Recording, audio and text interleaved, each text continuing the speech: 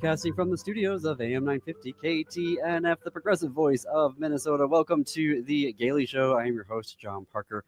Joining me in studio, our executive producer, Jim Pounds. Hey, all. It is Friday, which means culture and entertainment. The gay rom-com Significant Other opens at Lyric Arts this May. In the second half of the show, director Max Wojtanowicz will join us to talk all about it. But up first, one of the most prolific directors, actors, teachers, and writers in Minneapolis, Craig Johnson, returns to The Gaily Show. Earlier this year, he directed Proof at Gremlin Theater. Now he's acting in Joyful Noise, a production of Bucket Brigade at Art House North in St. Paul, Minnesota. It opens tonight and runs through May 10th. Joyful Noise is the unbelievably true tale of the unlikely origin of Handel's Messiah, an enduring piece of music that almost didn't get written. Craig Johnson, welcome back to The Gaily Show. Thank you so much. It's great to be with you again. Now, when the show description says unbelievably true tale of Handel's Messiah, unpack that for me. Yes, it really is the story of Handel, George Friedrich Handel, German composer living in London, and his attempts to write a new oratorio, The Messiah, which is probably the best known oratorios. Can anyone name any others? No, I can't.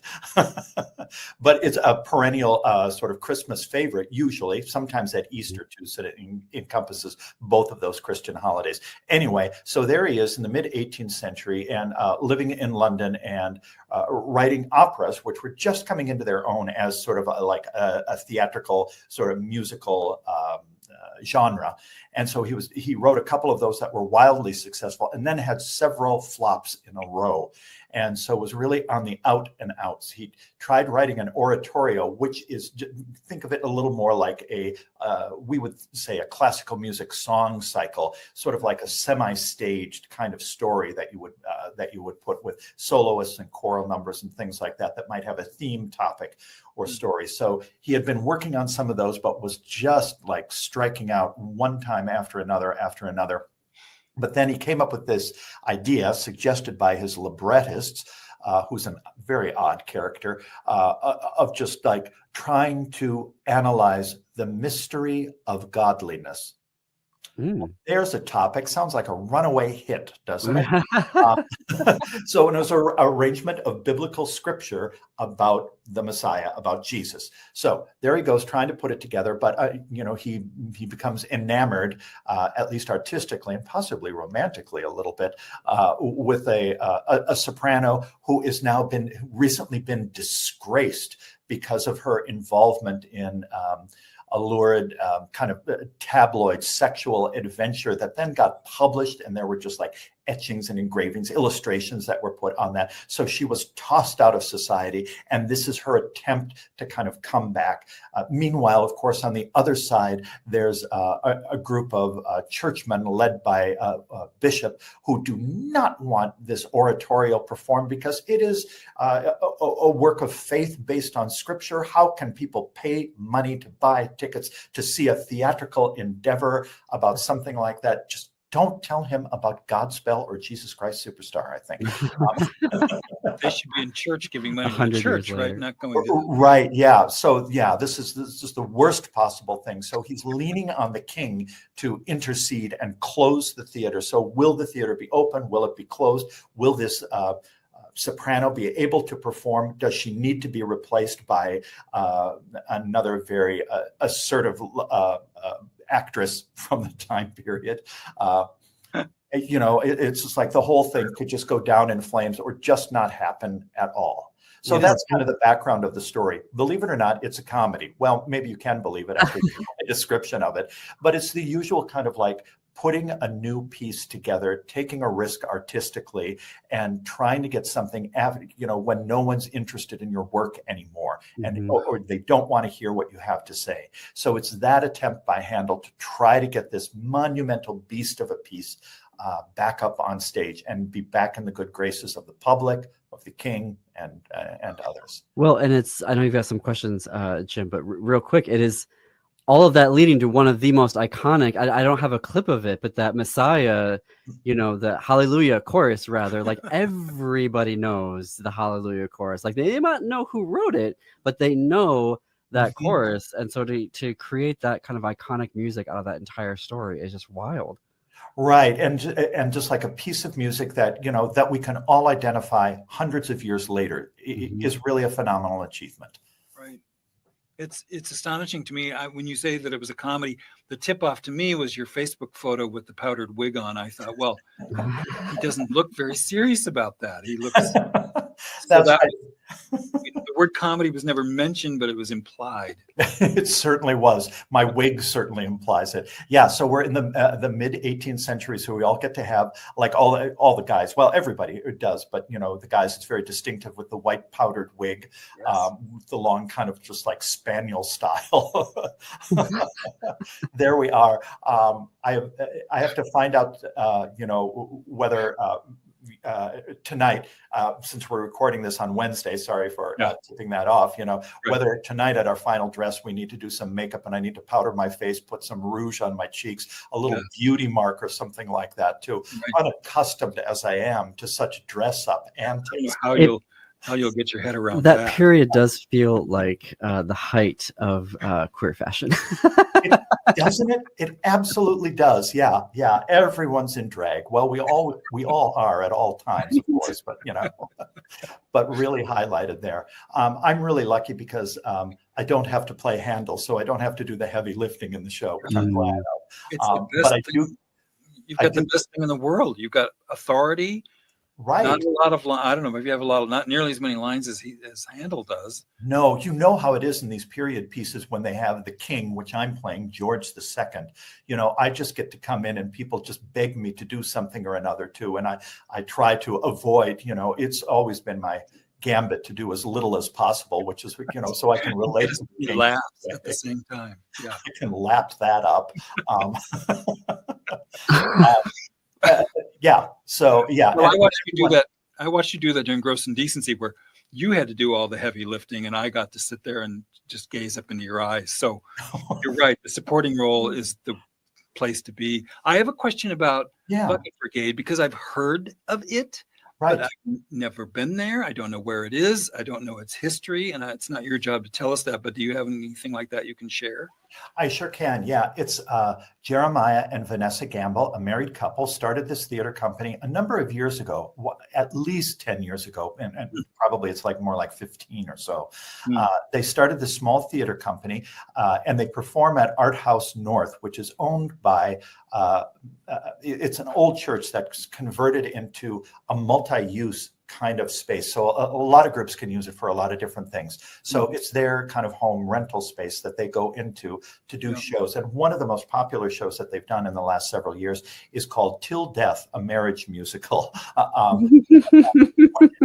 They've done it for many, many years. And then every couple of years, they bring in a new director because they just want to freshen it up a little bit because they have a lot of longtime cast members, just 4 people in the show, including Jeremiah and Vanessa. So I've been their director there the last 3 years, and they are great people. They're just really wonderful. And, they operate their, this own little kind of like microcosm, small professional theater that you're right. A lot of people don't hear about, but they've got their own audience base because they have this one kind of Till Death is their kind of mega hit. And then they can do a couple other original or shows like Joyful Noise that they can bring in, that's written by someone else. So where is it physically located? I mean, so Art House North is just off of West 7th Street in St. Paul. Okay. So kind of over by Schmidt, where Schmidt Brewing was in that area, that long stretch that you just go barreling by, and you think, what happens over here? Well, actually quite a bit. I don't have time to look into that today. So what happens over here? I think we're going to take a break. Is that what you're about to signal me? Oh, I thought that's what he was telling me. He was waving at me, but I don't know what it was. So it's on West 7th. Yeah. And what's the space like inside? Is it a small kind of intimate? You said it used to be a church. So is it? So it's like, your classic older kind of smaller, quote unquote, neighborhood church. So it still very much has that look. There's some stained glass and stuff like that around there, and a smallish stage. but it's a really nice place for just like 100, 150 people to be able to gather to hear something like that. And they've cultivated a really good network of folks in their neighborhood or through, people who have seen like Till Death and their other shows who are really devoted to them. It's really interesting to see, local theaters like professional theaters become a kind of community theater. That's not community theater in that it's not professional, but it just like serves a very specific audience and area. Yep. What a perfect space for Joyful Noise. Yeah, it's absolutely wonderful. There are references, to there's like a scene in a church and stuff like that. So, we're kind of home free on a lot of that. And does it have those acoustics you'd expect of a former church? Wow. Yeah. So, when we're either hearing or performing little bits of the Messiah, it just sounds great in there. And it just feels absolutely right, no matter what your faith background might be, Right. Oh, so you all like perform sections of it? There are little bits of it. And you know what? When I was first invited to audition for this too, they gave me the sides. It's like, great, I can read these. And then they sent some music and said, just prepare a little bit of this. And I thought and so I sent them a note back. If you're looking for singing actors, why don't I step aside? Yeah. We'll all be fine. But as it turns out, I got roped in, as always happens. So there I am singing parts, which I don't like to do. There was one point just in the staging, I told the director, I said, listen, if you want the audience members right in front of me to enjoy the soprano line sung an octave lower, you can do that. Or you can move Brant, the other bass, over next to me, and we will have a chance to nail the bass. Yeah. Otherwise, it won't happen. It's just not happening. Like a car swerving off the road. You can see it coming before it happens. Oh my gosh. Yeah. Well, so I love the idea of the space. Who's the director of this show? Jeff Miller is his name. And here's an interesting thing. He was involved in the original production of Joyful Noise in California with another theater company. It's been performed a number of times since then, but it's an old favorite of his that he knows inside and out. So that's really great to have someone on board who really knows and loves the show and is passionate about it and is just bringing that to fruition. Great leader. Well, I have to fit in a quick break here. We are talking with Craig Johnson, who is part of the cast of Joyful Noise, which does open tonight. If you're listening to this on Friday, we're recording this on Wednesday. But we're going to take a quick break here. Please support our sponsors. They help us have conversations like this on the air with you. Stay tuned. You're listening to The Gaily Show.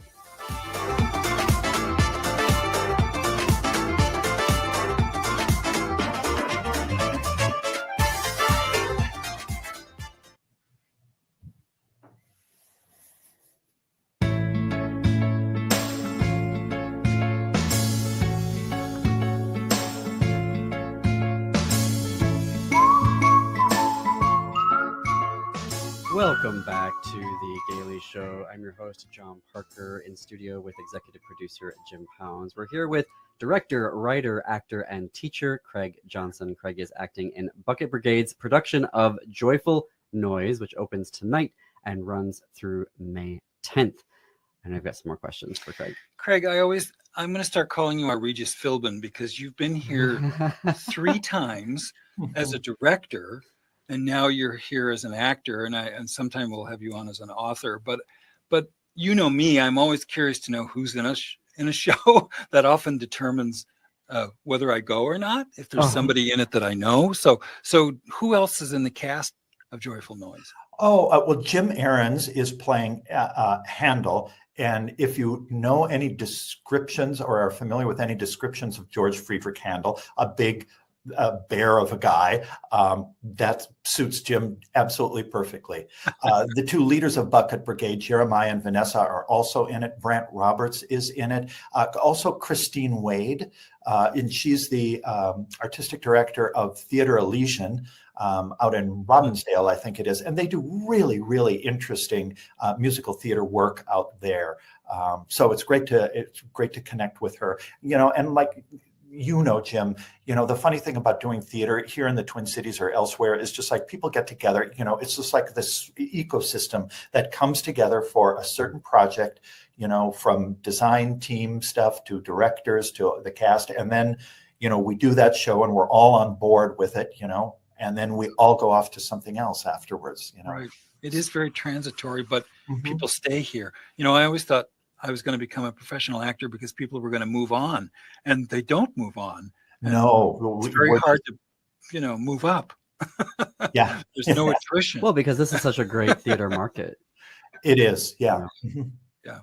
Well, I have another question about the show. Is it the kind of place that does a 3-week run and then doesn't extend? I mean, what should people expect that way? Is like, should I get in there and get my tickets because they're going to run 3 weeks and that is it? Right. Yep. I think we're only doing 9 or 10 performances. So it's that amount of time, partly because it's a rental space. So, there are other people who will end up using the space.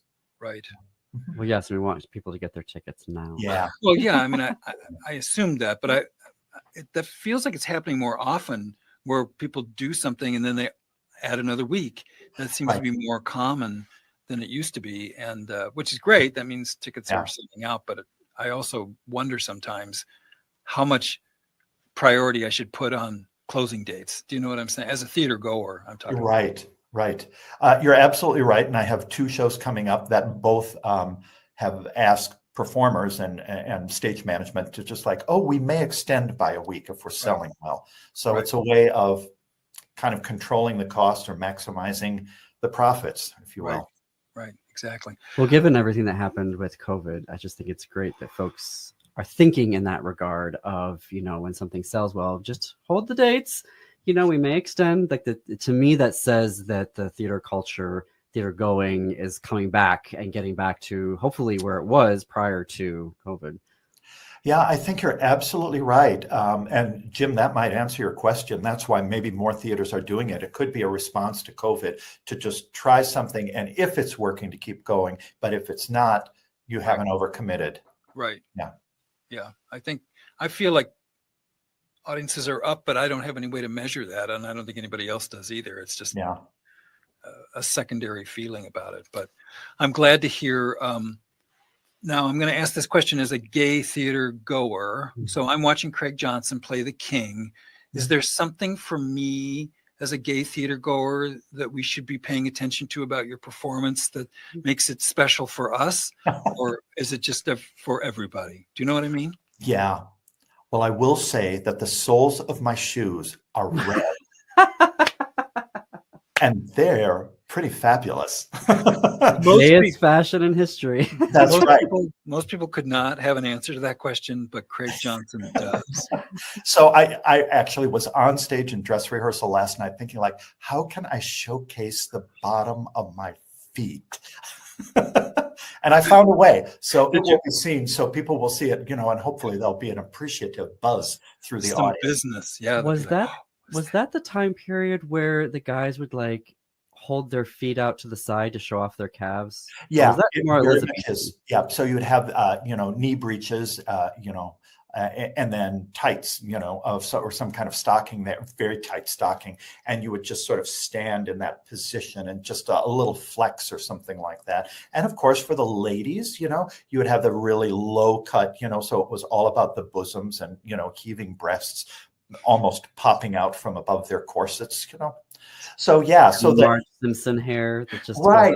So like my wig is like a character in itself, it seems. But so it's really interesting to think about how we present gender on stage, and what is fashionable, and what is affirming something, what is communicating something, what is particularly in a show where you have like a central female character who has been spurned and cast aside and thrown out of society for a purportedly lewd action that has happened, whereas you have this sexualization happening in a lot of other kind of like somewhat bizarre ways, let's face it. Right. I love that. And I love, you've become a college professor, college instructor, adjunct since I worked with you. Mm-hmm. And so now, in addition to just being smart about theater and a resource that way, you now have a kind of academic sense about you where you really have studied this a bit so that you can impart this knowledge to the next generation. And I love seeing both of those aspects of your personality, the artist, but also the teacher They both live together, it looks like. Oh, thanks for that. Yeah, it really has been one of the big joys of my life that I wasn't expecting to happen, is that I would be teaching and working with college-age students on theater history, theater practices, and how to tell stories better on stage, and how to get people to come into the room and hear a story that might resonate for them in ways that they just don't expect. So it's really been a joy to do that. And I just find, like, almost every day I'm thinking, like, okay, how can I say that better? How can I do that better? Or does that person have a better way of directing something? Oh, look at that, how they're embodying the style. Or this is what they're missing right here. You need to get your shoulders back, your chest out, and you need to turn that calf out, because, you're wearing those clothes, and you're wearing those clothes for a reason, like we were talking about, Right. I'm still trying to find a place where I can do sort of a share flip of my wig there, Oh, I'll yeah. be better by the time I come see it. I'm going to be looking for It will be there, Jim, I promise. Yeah. All right. Well, the show is Joyful Noise. It is opening today. You can go to bucketbrigadetheater.com. We are going to include the link for tickets and more info in our show notes, and on our website. You can go to am950radio.com, click on the Gaily Show, and you'll see today's headline, and you can get your tickets that way. Craig Johnson, it is always such a delight to see you and to talk with you about your latest project. You're obviously a friend of the show, and we're going to have you back, I'm sure, very soon. Great. I look forward to it. This has been just wonderful. Thank you. Thank you. When we come back, Max Wojtanowicz joins us to talk about Lyric Arts' upcoming gay rom-com, Significant Other. You are listening to The Gaily Show right here on AM 950 KTNF, the progressive voice of Minnesota.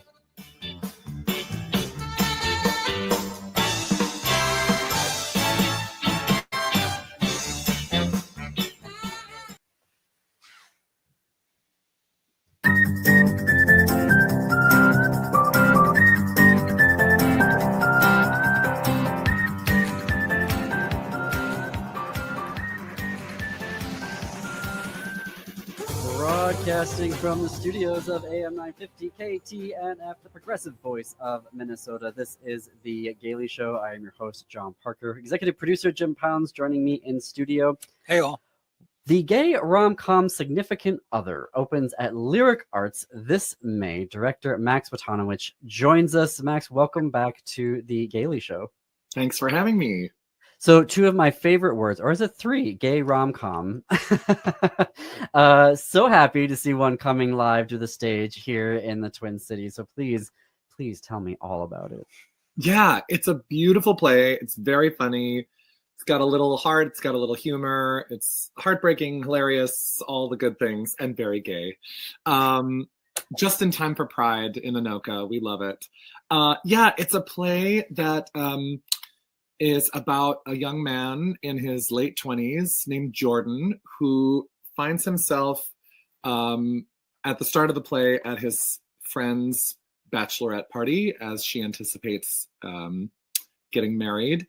And he's in a position in his life where all of his friends, one after another, are finding a romantic partner, getting engaged, having an engagement party, having a bachelor party, having a bridal shower, and having a wedding, one after another. And it's just these sort of compounding events in his life as he sort of finds himself left behind, further and further isolated from them, and trying to find love on his own terms. So it's a sweet story about connection and searching for love in all the wrong places, with a deeply funny and flawed hero of our story. And I think everyone's gonna take something away from it in a nice way for Pride. This is my personal 2007. I was just going to say 20 Hello, 100%. This fully happened to me in my late 20s. Like, shout out to my best girlfriends who, one after another, sure enough, this happened. I mean, it is. Well, and then you become friends. Yeah, and there's so many parts. And they all have to be married in a way, and then they only can hang out with married people. And it's like, what is wrong with straight people? Yes, and at some point, a friend of him says, I'm sorry, I can see if I can squeeze in a +1 for you to the wedding. And he says, there isn't time for me to find one.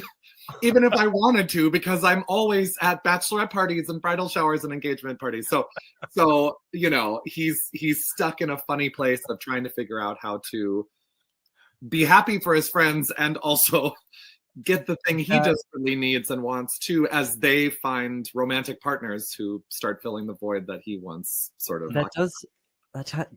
That kind of feels like a gay purgatory, the endless bachelorette party. I have been saying to this actor who's playing this role, and by the way, he never leaves stage, really. I mean, so it's just it's just relentless for him. But I've been saying that exact word. It feels relentless at some point, that these humiliations for him, from his point of view, I should say, are just never ending. And there's a lot of parts of this play that I think a lot of people, especially a lot of queer people, will see as, yes, I remember that exact feeling.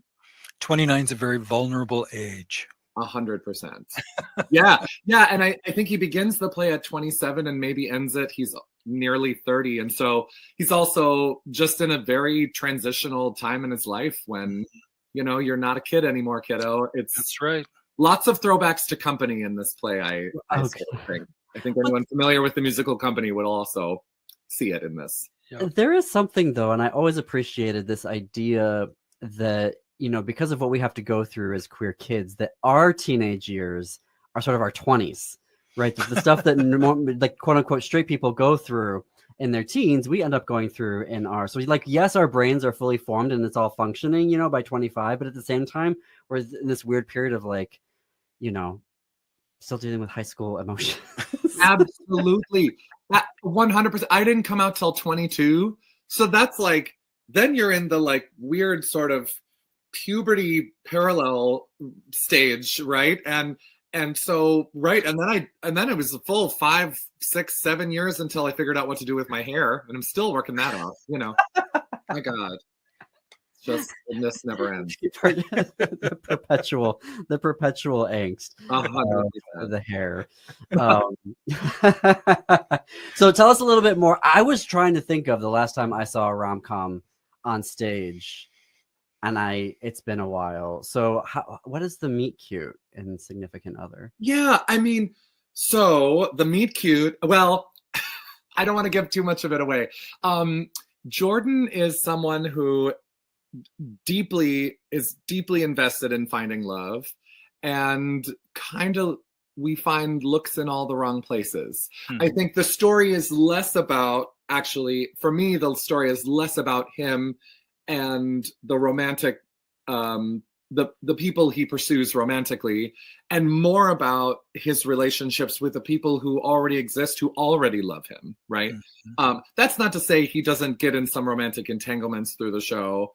You know, he has a crush on a guy at work, and then he, you know, there's also a former colleague of his who comes back into the picture. So there's sort of these figures swirling around, and because he has a really skewed vision of what love and connection is supposed to mean, he doesn't quite know how to get the thing he wants most.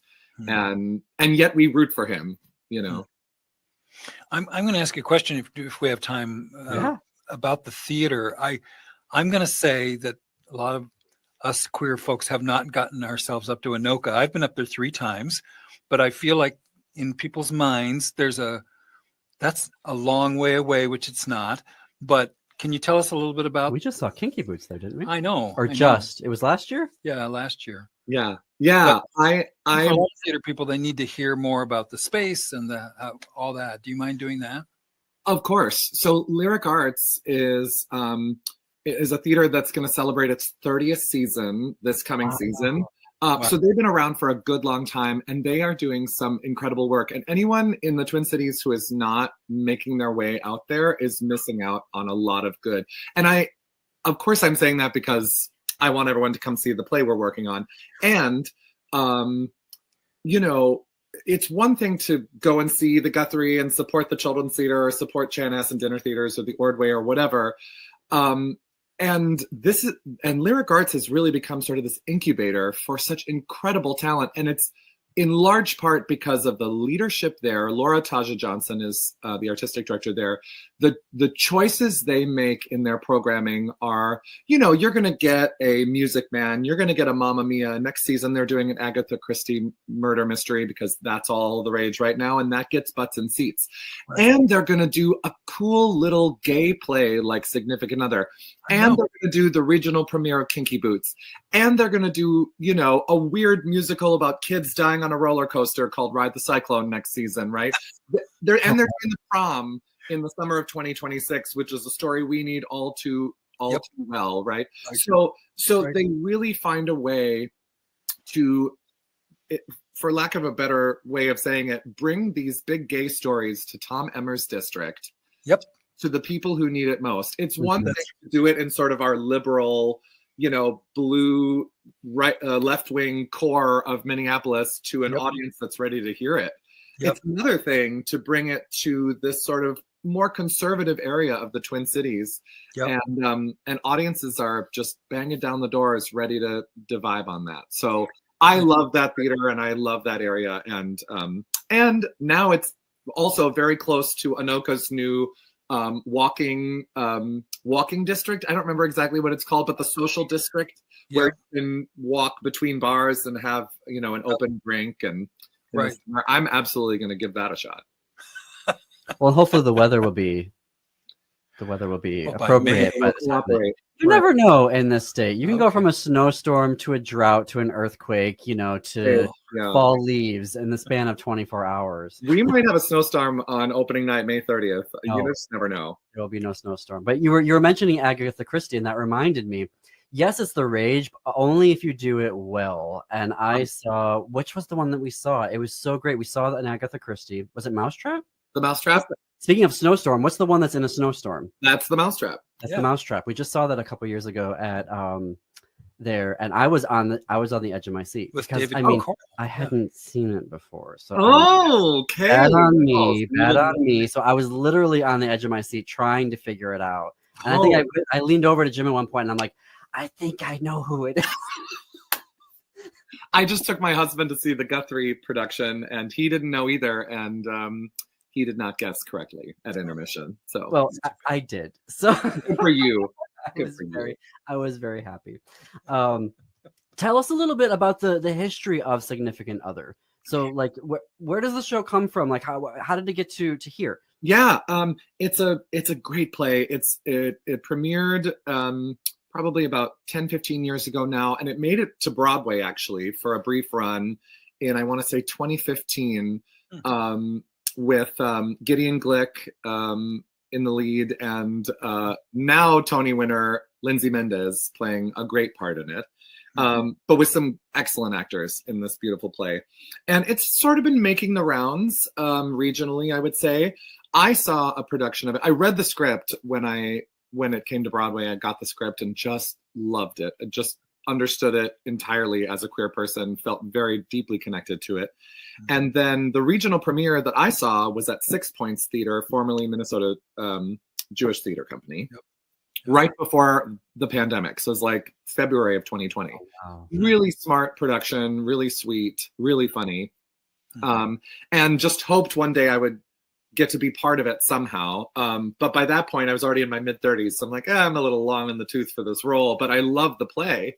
And so when Laura Johnson at Lyric Arts reached out to me and said, hey, we have this play in mind. Would you like to direct it? I just thought, this is serendipity. This is perfect, because this is exactly the kind of play I would love to get my hands on. So what was the experience then? I mean, knowing this play, loving this play, like what was the experience then of directing it? Like what surprised you as you were getting? Well, we are currently in week 3 of rehearsals. Coming back to it and thinking about it and thinking about how to put it on stage in 2025. Again, like I say, I just feel so deeply connected to it. And I was worried that I would sort of hold it too preciously and take it too personally in this way. And instead I had to sort of zoom out and really think about, okay, this is yes, this is sort of my story, and this is I feel very deeply connected to this character's journey. And what is an audience of people who are not me going to take away from this? And it's such a beautiful story about friendship and family and the people we love and the people we lose and the people that come into our lives and leave just as quickly. And so coming into it, I thought, I just really want to make sure I have some smart actors in this room. And I'll tell you, we auditioned over 100 people for this play that has 7 roles in it. Wow. And I can count on more than one hand the number of times that someone in the auditions said to me, I hope I can be in this play, but whether or not I'm cast, I'm just so happy it's happening. And I can tell that everyone that came in really had such a deep affection for the play, deep affection for these characters and what they were going through. And the actors we got for it, on the first day of rehearsal, I just felt this love in the room for the script and for these people and wanting to do so right by them, because we all knew how important this kind of story is right now in a world that's increasingly hostile to queer people, and in a society and a political culture that's just demonizing us. To find someone who's deeply flawed and deeply human, as Jordan is, and who just wants the things everyone wants, which is to find love and to be able to just snuggle on the couch with someone and watch your favorite movie. I don't know. There's a lot to recommend in it. And more and more each day. Yeah. We are talking with Max Wojtanowicz, who is directing Significant Other, a gay rom-com that is opening this May at Lyric Arts in Representative Emmer's district. We're going to have more with Max after this quick break. Keep it here, tuned to AM 950 KTNF, the progressive voice of Minnesota.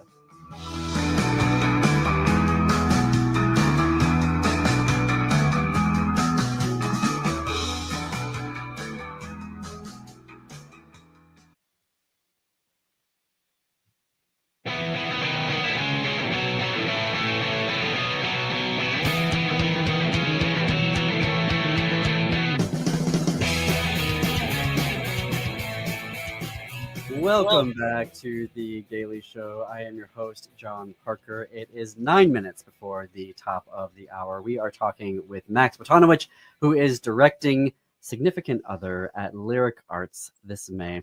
And I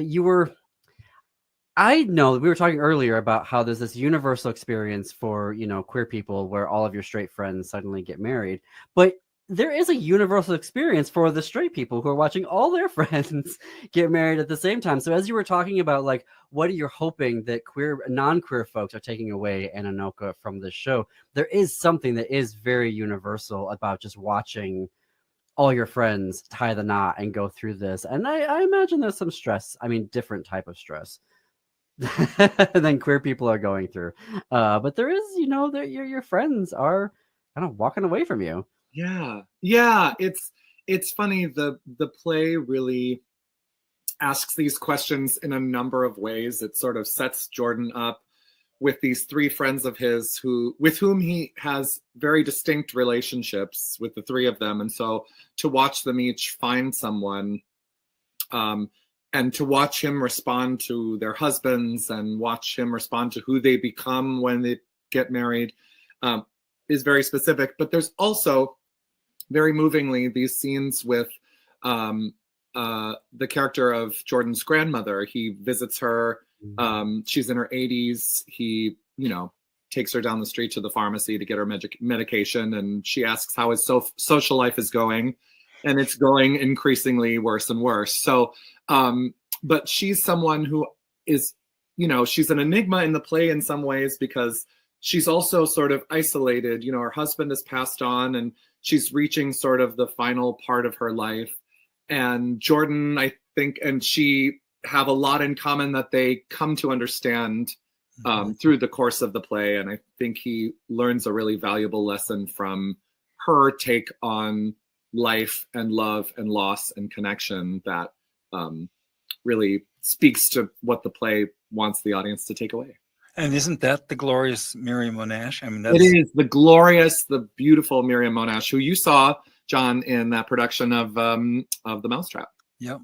Oh, I mean, she's one of the yeah. great, actresses of a certain age. Well, and speaking of great queer plays, I mean, I met Miriam when she played my mother in a production of Torch Song Trilogy by Harvey Fierstein, which is one of the great plays we have, period, much less great queer plays. So you should do that again. I would love to see you do I that. would love to. In fact, shout out to that director when he cast me at 26 and he called and he said, "Hey, Max, how old are you?" I said, I'm about to be 26. He says, "Well, you're a little young, but I'd like to offer you the part of..."